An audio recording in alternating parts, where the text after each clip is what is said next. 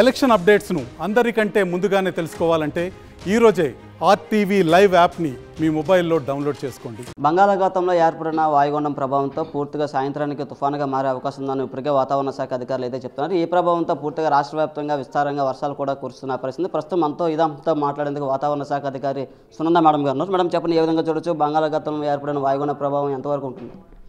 ఈ యొక్క వాయుగుండ ప్రభావం అనేది మన పశ్చిమ మధ్య బంగాళాఖాతంలో అలాగే మధ్య బంగాళాఖాతంలో దీని ప్రభావం అనేది ఎక్కువ ఉంటుంది. ఇప్పటికైతే అవుటర్ బ్యాండ్స్ అంటే ఈ సిస్టమ్ తాలూకా అవుటర్ బ్యాండ్స్ అనేవి కూడా మన ఆంధ్ర రాష్ట్రాన్ని బోర్డర్ దగ్గర ఉన్నాయి. అంచేత ఈవెన్ మన ఆంధ్ర రాష్ట్రం చాలా వరకు నార్త్ కోస్ట్లో ఆంధ్రప్రదేశ్ అంతా కూడా క్లౌడీగా ఉన్న పరిస్థితి ఉంది. వెన్ ఎవర్ ఈ యొక్క డెన్స్ క్లౌడ్ మాస్ మన ఆంధ్ర రాష్ట్రం మీదకు వస్తే ఇప్పుడు ఎక్కువగా నార్త్ కోస్ట్లో ఆంధ్ర మీద ఒకవేళ వచ్చినట్లయితే అక్కడ మోస్తరు నుంచి భారీ వర్షం వరకు నమోదవుతుంది. అదర్వైజ్ క్లౌడీగానే ఉంటూ తేలికపాటి జల్లులు అయితే ఉండే అవకాశం అయితే కనబడుతూ ఉంది. సో ఇక ప్రస్తుతం ఇది తీవ్ర వాయుగుండంగా కొనసాగుతుంది. తీవ్ర వాయుగుండంగా కొనసాగుతున్న కారణం నుంచి దీనికి ఒక వేగము గంటకి 50 నుండి 60 గస్టింగ్ టు 70 km/h కూడా ఉండే అవకాశం ఉంది. అయితే ఈ యొక్క సిస్టమ్ సరౌండింగ్లోనే ఈ యొక్క విండ్స్ అనేవి ఉంటాయి.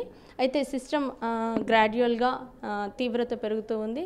తుఫానుగా మారినట్లయితే ఇంకా దీని యొక్క వేగం అనేది గాలి వేగం అనేది పెరుగుతుంది. సో దాని ఈ ప్లేస్ అంతా కూడా అంటే ఈ బ్లూ ఏరియా అంతా కూడా ఇంక్రీజ్ అవ్వడానికి ఛాన్స్ ఉంది. మొత్తం మీద ఈ యొక్క సిస్టమ్ అంతా కూడాను మొత్తం బంగాళాఖాతంలోనే విస్తరించి ఉంది. రెయిన్ఫాల్ కానీ సీ రఫ్నెస్ అంతా కూడా దీని మీదే ఉంది. మనకి క్లౌడీగా ఉంది ప్రస్తుతం.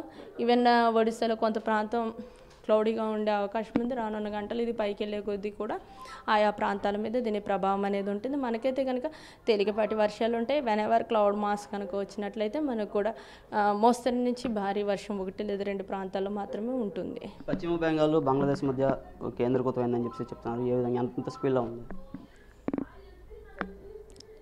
ఇది?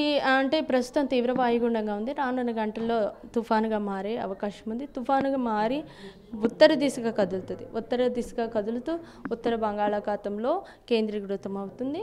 ఇంకా ఫర్దర్గా ఉత్తర దిశగా కదులుతూ దాని తీవ్రత పెరుగుతూ మొత్తం మీద 26th around 27 night 27th early morning అని బంగ్లాదేశ్ దగ్గర తీరం దాటడానికి అవకాశాలు అయితే కనబడుతున్నాయి. గాలి స్పీడ్ ఎంత స్పీడ్ ఉంటుంది అంటే దీని తీవ్రత పెరిగినప్పుడు even 90 to 100 gusting to 110 kmph వరకు కూడా ఉండే అవకాశం ఉంది. So at that time even ఇంకా సిస్టమ్ కొంచెం అంటే దానికి ఇంటెన్సిటీ పెరిగే కొద్దీ కూడా కొంచెం విండ్స్ పెరగడానికి అవకాశాలు ఉన్నాయి. సముద్రం రఫ్గా ఉండే అవకాశం ఉంది. ఎస్, ఈ ప్రాంతం అంతా కూడా ఇప్పటికే ఈ ప్రాంతం అంతా కూడా రఫ్నెస్ అనేది ఎక్కువ ఉంటుంది. సముద్రం అల్లకల్లోలంగా ఉంటుంది. ఈ ప్రాంతంలోనికి మత్స్యకారులు కానీ బిగ్ వెసల్స్ని కానీ వెళ్ళరాదని ఇప్పటికే హెచ్చరికలు జారీ చేశాం. మన ఆంధ్ర రాష్ట్రంలో ఉన్న అన్ని పోర్ట్స్కి కూడాను మొదటి ప్రమాద హెచ్చరిక ఇవ్వడం జరిగింది DC1. అలాగే సెక్షన్ సిగ్నల్ నంబర్స్ 2, 3 కూడా ఇవ్వడం జరిగింది. తెలుగు రాష్ట్రాలకు ఏ విధంగా ఎఫెక్ట్ ఉంటుంది తుఫాన్? అంటే తెలుగు రాష్ట్రాలు అయితే మనకి చాలా ప్రాంతం క్లౌడీగా ఉంటుంది. ముఖ్యంగా నార్త్ కోస్ట్లో ఆంధ్రప్రదేశ్లో ఉన్నటువంటి మోస్ట్ ఆఫ్ ది ఏరియా అంతా కూడాను ఈరోజు క్లౌడీగా ఉన్న పరిస్థితి ఉంది. బట్ వన్స్ సిస్టమ్ పైకి వెళ్ళే కొద్దీ కూడా ఈ క్లౌడీనెస్ తగ్గే అవకాశం ఉంది. యాజ్ వెల్ యాజ్ అక్కడక్కడ 1 లేదా 2 చోట్ల తేలికపాటి వర్షాలు ఉంటూ ఎక్కడైతే డెన్స్ క్లౌడ్ మాస్ కనుక లోపలికి అంటే ల్యాండ్ మీదకి వచ్చినప్పుడు అక్కడ మోస్తరు నుంచి భారీ వర్షం కూడా నమోదవడానికి అవకాశం ఉంది. ఏమైనా పేరు పెట్టారా? వన్స్ తుఫాన్ అవ్వగానే నేమ్ ఉంది, రెమల్ అని అంటున్నారు. అయితే వన్స్ తుఫానుగా అయిన తర్వాతనే దాని పేరు ఉంటుంది. విశాఖ వాతావరణ శాఖ అధికారులు అయితే చెప్తున్నారు పూర్తిగా అయితే సాయంత్రానికి తుఫానుగా మరింత బలపడుతుందని, అలాగే తెలుగు రాష్ట్రాలకు పూర్తిగా విస్తారంగా వర్షాలు కురుస్తాయని అయితే చెప్తున్న పరిస్థితి. సీ రఫ్గా ఉంటుందని, అలాగే గంటకు 100 కిలోమీటర్ల గాలుల వేగంతో కూడా గాలులు వేస్తాయని వాతావరణ శాఖ అధికారులు చెప్తున్నప్పటికే మత్స్యకారులు కూడా అప్రమత్తంగా ఉండాలని మేము సూచించామని చెప్పారు. కెమెరా పర్సన్ సాగర్తో నాయుడు, RTV విశాఖ నుంచి. మరిన్ని వీడియోస్ కోసం ఛానల్ ని సబ్స్క్రైబ్ చేయండి. లేటెస్ట్ అప్డేట్స్ కోసం వాట్సాప్ ఛానల్ ని ఫాలో చేయండి. అండ్ లింక్ డిస్క్రిప్షన్ లో ఉంది.